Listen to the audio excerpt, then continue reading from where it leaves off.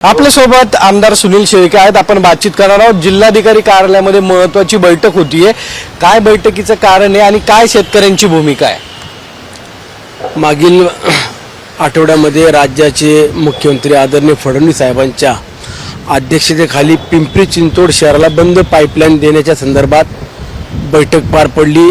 त्यामध्ये मावळचे खासदार श्रीरंगाप्पा बारणे, माजी मंत्री बाळाभाऊ बेगडे आणि मी स्वतः आम्ही लोकप्रतिनिधी त्या बैठकीला उपस्थित होतो आणि माननीय मुख्यमंत्री मोदयांकडे मावळ तालुक्यातील काही प्रश्न किंवा ज्या त्रुटी आहेत त्या आम्ही मांडण्याचा प्रयत्न केला।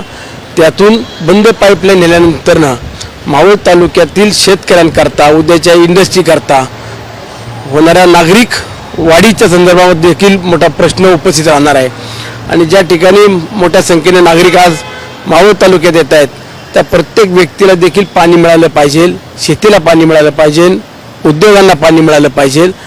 याबाबत आम्ही सर्व जे काही प्रश्न उपस्थित केले होते त्या अनुषंगाने आज राज्याच्या मुख्यमंत्री महोदयांच्या सूचनेनुसार माननीय जिल्हाधिकारी यांच्याकडे पाटबंधारे विभागाचे अधिकारी, पिंपरी चिंचवडचे कमिशनर, PMRDचे कमिशनर आणि जिल्हाधिकारी, आम्ही मावळ तालुक्यातले लोकप्रतिनिधी अशी संयुक्त बैठक या ठिकाणी पार पडते। माझे शेतकरी जे आंदोलनकर्ते आहेत त्यांना देखील या बैठकीला निमंत्रित केलं आहे आणि त्यातून जे काही प्रश्न आहेत त्या प्रश्नांच्या संदर्भामध्ये जिल्हाधिकाऱ्यांनी खुलासा करावा।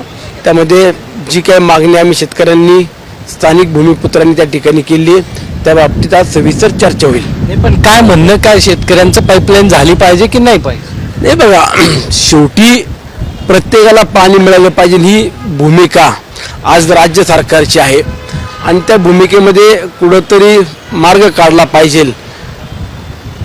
आमच्या ज्या मागण्या आहेत त्या मागण्या आम्ही मागील 4 वर्षापूर्वी स्वर्गीय अजितदादांकडेही मांडल्या होत्या, त्यांना मान्यता दिली होती, परंतु शेतकऱ्यांना विश्वासात घेतल्याशिवाय कुठलाही प्रकल्प होणार नाही आणि म्हणून आज शेतकऱ्यांच्या सोबत आम्ही त्या ठिकाणी बैठक पार पाडत असताना त्यांनी जे काही आम्हाला मुद्दे दिले होते, जे प्रश्न उपस्थित केले होते त्या अनुषंगाने आज बैठक पार पडल्यानंतर पुढची दिशा ठरवू।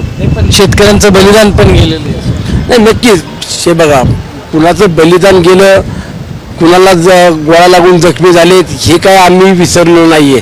आम्ही पण लाट्या काट्या खाल्लेल्या आहेत, परंतु त्यातून आज 15 वर्ष उलटलेत, मार्ग काही ना काहीतरी काढला पाहिजे ही सर्वांची भूमिका आहे। यातून मार्ग